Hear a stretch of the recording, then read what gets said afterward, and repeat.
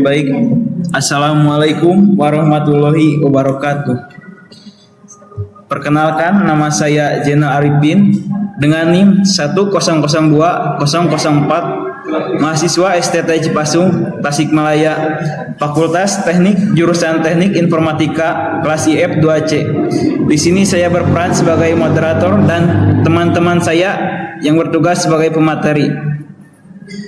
Tujuan kami dalam pembuatan video ini untuk memenuhi tugas UAS dari mata kuliah Arsitektur Organisasi Komputer dari dosen kami atas nama Puji Imam Mutakin, Eskom MSI. Yaitu pemateri 1 saya sendiri, pemateri 2 Julpa, pemateri 3 Dani, pemateri 4 Raihan, pemateri 5 Bisri, dan pemateri terakhir Najib. Oke, di sini masuk kita akan presentasikan tentang perangkat input dan perangkat output komputer organisasi komputer. Yang pertama, perangkat input. Apa sih perangkat input device? Input device adalah alat yang digunakan untuk menerima input dari luar sistem dan dapat berupa sinyal input atau maintenance input. Di dalam sistem komputer, sinyal input berupa data yang dimasukkan ke dalam sistem komputer, sedangkan maintenance input berupa program yang digunakan untuk mengolah data yang dimasukkan. Dengan demikian, alat input selain digunakan untuk memasukkan data, juga untuk memasukkan program. Unit input dan output terbagi ke dalam 2 jenis. Yang pertama komponen mekanis, yang kedua komponen elektronis. Komponen mekanis yaitu perangkat I/O itu sendiri seperti mouse, monitor, dan lain-lain. Yang kedua komponen elektronis yaitu perangkat input output itu tidak berhubungan langsung dengan prosesor.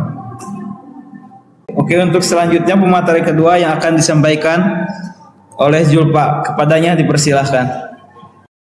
Untuk port input atau output, port paralel, port yang mempunyai kemampuan transfer data dengan kecepatan standar paralel port 200 kbps, digunakan untuk printer dan scanner. Port serial, port yang mempunyai kemampuan transfer data dengan kecepatan lebih rendah dibanding paralel, digunakan untuk tampilan monitor. Port PS atau 2, warna hijau untuk mouse dan warna ungu untuk keyboard. Input atau output, port USB atau universal serial bus merupakan port serial bagi peralatan yang bekerja dengan transmisi data secara serial, digunakan untuk flash disk, keyboard USB, mouse USB, dan hardware yang digunakan konektor USB. Port VGA atau video graphic accelerator digunakan untuk monitor, proyektor, dan TV. Port audio, port yang berhubungan langsung dengan peralatan audio. Warna hijau untuk tape, warna biru untuk tape, warna hijau untuk radio atau musik, warna merah untuk telepon atau speaker. Port LAN digunakan untuk komunikasi antar komputer sehingga komputer dapat saling berbagi informasi dengan komputer lain. Adalah main port dan LAN card. Oke, untuk pemateri selanjutnya yang akan disampaikan Saudara Dani Abu Darajat, kepadanya dipersilahkan. Oke, langsung saja kita ke peralatan input. Apa saja sih yang mendasar agar proses data itu masuk gitu ya ke dalam server atau input, proses input. Yang pertama ada proses langsung. Yang dimaksud dengan langsung yaitu input yang ketika dimasukkan akan langsung diproses oleh alat pemroses. Dan yang kedua yaitu sebaliknya tidak langsung, yaitu input yang melalui media tertentu sebelum input tersebut diproses oleh alat pemroses. Berikut adalah contoh-contoh peralatan input secara langsung. Yang pertama adalah keyboard. Keyboard merupakan perangkat input komputer. Yang pertama adalah keyboard. Keyboard merupakan sebuah perangkat yang tersusun atas berbagai key atau tombol-tombol yang dimaksudkan untuk kepentingan tertentu. Keyboard saat ini terdiri atas dua jenis, yaitu keyboard eksternal dan juga keyboard laptop. Perbedaan hanya terletak pada posisi keyboard tersebut. Fungsi dari keyboard yaitu menginput karakter ke dalam komputer. Yang kedua, menulis sebuah dokumen. Yang ketiga, sebagai tombol shortcut. Dan yang keempat, sebagai tombol command atau tombol function, tombol enter, dan lain sebagainya. Dan yang kedua, seperti tikus, kalau bahasa Inggrisnya mouse, yaitu perangkat input komputer. Yang kedua adalah mouse. Mouse merupakan salah satu perangkat yang fungsinya sangat luar biasa, penting dan juga vital meskipun memiliki ukuran yang sangat kecil. Saat ini, mouse komputer sudah menggunakan teknologi laser, sehingga mouse menjadi lebih ringan, bisa dibawa kemana-mana, dan juga menjadi lebih sensitif. Saat ini, mouse juga memiliki banyak pilihan, mulai dari mouse khusus gaming dan desain, mouse standar office, sehingga mouse yang memiliki bentuk dan warna menjadi lebih menarik, atau mouse fancy. Adapun dari fungsi mouse tersebut diantaranya menggerakkan kursor, melakukan seleksi terhadap objek dan juga file, mengeksekusi file dan aplikasi, melakukan pengeditan seperti rename and copy paste. Yang terakhir, membuka menu dan juga properties dari sebuah file atau aplikasi. Fungsi mouse pada perangkat komputer yang lainnya juga dapat memudahkan user atau pengguna mengejarkan pekerjaan menjadi lebih rinci, terlebih user yang membuat desain grafis yang tentunya menggunakan fungsi keyboard dan fungsi mouse secara bersamaan. Yang ketiga yaitu scanner. Scanner merupakan suatu perangkat input yang sering namun tidak terlalu banyak digunakan. Scanner merupakan perangkat input yang sifatnya insidentif. Apa itu insidentif? Atau dengan istilah kata lain, hanya digunakan ketika saat dibutuhkan dan tidak digunakan setiap saat, berbeda dengan mouse dan juga keyboard. Fungsi dari scanner itu diantaranya beberapa fungsi utama dari pengguna scanner: memindai objek berbentuk fisik di dalam sebuah kertas ke dalam komputer, mengubah format dari kertas secara fisik menjadi bentuk digital, kemudian yang terakhir memindai kode-kode tertentu seperti barcode. Yang selanjutnya yaitu touchpad. Touchpad merupakan salah satu teknologi input komputer yang umum dijumpai pada sebuah laptop atau komputer jinjing ya. Touchpad merupakan sebuah pad atau alas yang sensitif terhadap sentuhan, terutama sentuhan kulit, meskipun tidak sesensitif layar touchscreen. Touchpad merupakan salah satu perangkat input standar di dalam laptop, notebook, dan netbook. Kalau kita ibaratkan itulah mouse laptop ya gitu.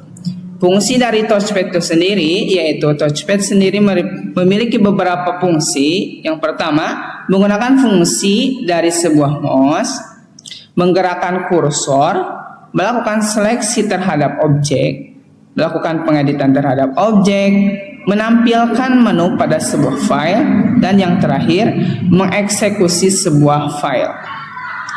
Yang terakhir yaitu like pen. Like pen atau juga sering dikenal dengan touch pen atau stylus merupakan sebuah alat input yang berbentuk seperti pena dengan ujung khusus yang sengaja didesain untuk sebuah komputer yang sifatnya touch screen. Dengan menggunakan touchpen ini, Anda tidak perlu menggunakan mouse untuk melakukan pengeditan. Touchpen biasa digunakan pada komputer-komputer yang digunakan untuk kepentingan desain dan juga kepentingan penelitian. Fungsi dari touchpen itu sendiri diantaranya melakukan seleksi terhadap objek, membuat gambar atau objek tertentu di dalam program, memindahkan objek, menggantikan fungsi dari mouse pada layar touchscreen, dan yang terakhir menjaga agar layar touchscreen tidak rusak apabila hanya menggunakan jari. Sekian, terima kasih. Baik, untuk materi selanjutnya yaitu Muhammad Rehan Abduh, kepada yang dipersilahkan. Baik, untuk selanjutnya yaitu contoh peralatan input tidak langsung. Yang pertama yaitu hard disk. Jenis media penyimpanan data pertama adalah hard disk. Hard disk adalah perangkat keras atau hardware yang tertanam di perangkat komputer atau laptop yang bekerja sebagai media penyimpanan data. Untuk yang kedua yaitu disket. Jenis media penyimpanan selanjutnya adalah disket atau yang juga populer disebut. Untuk yang kedua yaitu floppy disk. Disket. Jenis media penyimpanan data selanjutnya adalah floppy disk drive atau yang juga populer disebut disket. Ini adalah perangkat penyimpanan data yang terbuat dari media penyimpanan magnetis berbentuk lingkaran yang ukurannya tipis. Media penyimpanan magnetis itu disimpan dalam wadah atau bodi berbentuk persegi atau persegi panjang. Terdapat slot khusus di komputer untuk memasukkan disket yang disebut floppy disk drive. Untuk yang selanjutnya yaitu yang terakhir, punch card. Punch card adalah bagian dari stok kartu yang menyimpan data digital menggunakan lubang berlubang. Punch card pernah menjadi hal yang umum dalam pemrosesan data dan pengendalian mesin otomatis. Punch card banyak digunakan pada abad ke-20 di mana mesin perekam unit yang diorganisasikan ke dalam sistem pemrosesan data menggunakan kartu berlubang untuk memasukkan, keluaran, dan penyimpanan data. Format kartu berlubang IBM 12 baris atau 80 kolom mendominasi industri ini. Banyak komputer digital awal menggunakan punch card sebagai media utama untuk memasukkan program komputer dan data. Data dapat dimasukkan ke dalam punch card menggunakan key punch. Baik, untuk selanjutnya yaitu perangkat output akan disampaikan oleh saudara Bisri.